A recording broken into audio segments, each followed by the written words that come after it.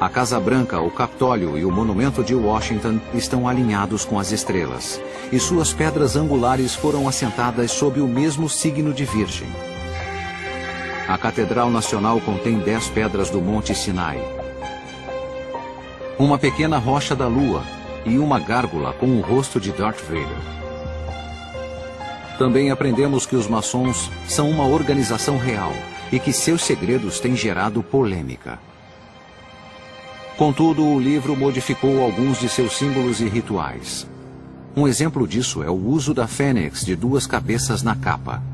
O símbolo maçônico verdadeiro é uma águia de 2 cabeças. Coloque as mãos para frente, desse jeito. Um outro símbolo maçônico mencionado, mas não retratado no livro, é a cadeia de união.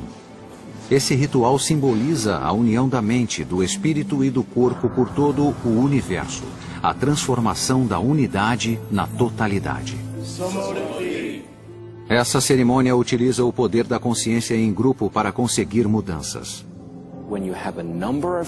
Quando se tem muitas pessoas concentradas em um ritual específico, que o viram ser executado centenas de vezes antes pela perspectiva da ciência noética, poderá haver mudanças.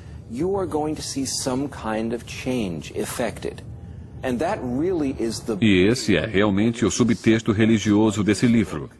A ideia de que a apoteose é possível. Por que, então, Dan Brown cativa seus leitores com histórias sobre códigos e cifras? Talvez seja porque, através da história, acontecimentos no mundo mudaram por causa de mensagens secretas. Segredos que foram mantidos e segredos revelados. Uma pista no livro foi dada pelo enigma criado por Benjamin Franklin, um dos pais fundadores mais inovadores e também maçom. Benjamin Franklin foi o único. Esse homem sozinho criou grandes instituições sociais, como as bibliotecas públicas e o serviço postal nas colônias. Ele escreveu sobre filosofia política. Foi editor e publicou importantes documentos. Também foi cientista em uma época em que a ciência estava ainda começando.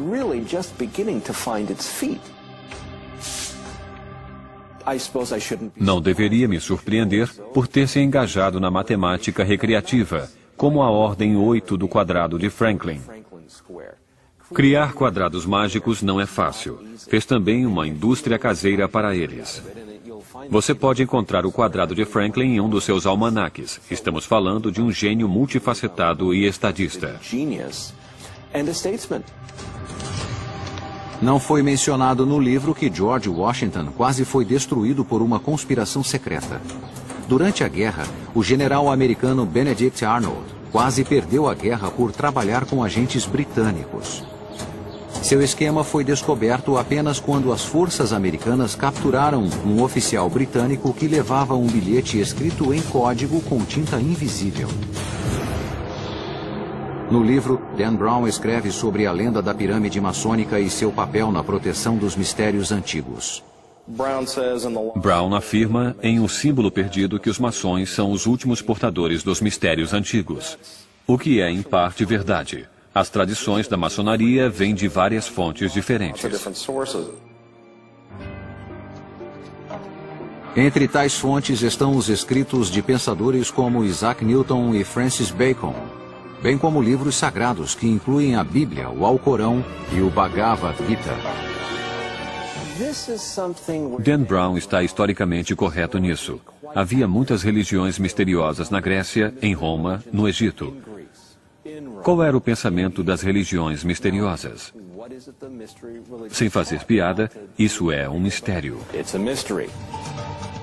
No livro, Brown descreve sobre o imenso poder positivo de transformação da Bíblia, mas também adverte sobre a interpretação literal de sua prosa escrita em código.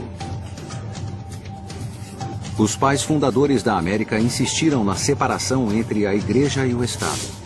Foi por isso que os maçons retiraram todos os dogmas religiosos de seus rituais e crenças. O romance relata que Thomas Jefferson reeditou a Bíblia para eliminar interpretações. E essa é uma informação verdadeira. Ele levou 16 anos. O que ele fez foi retirar linha após linha da Bíblia de tudo o que Jesus disse. Era só isso que ele queria, o que Jesus disse, não dos outros intérpretes. Entretanto, o símbolo perdido está errado em afirmar que a Bíblia de Jefferson era dada a todos os novos membros do Congresso durante a primeira metade do século XIX. Isso aconteceu no século XX. Um tema importante do livro é a ideia de transformação.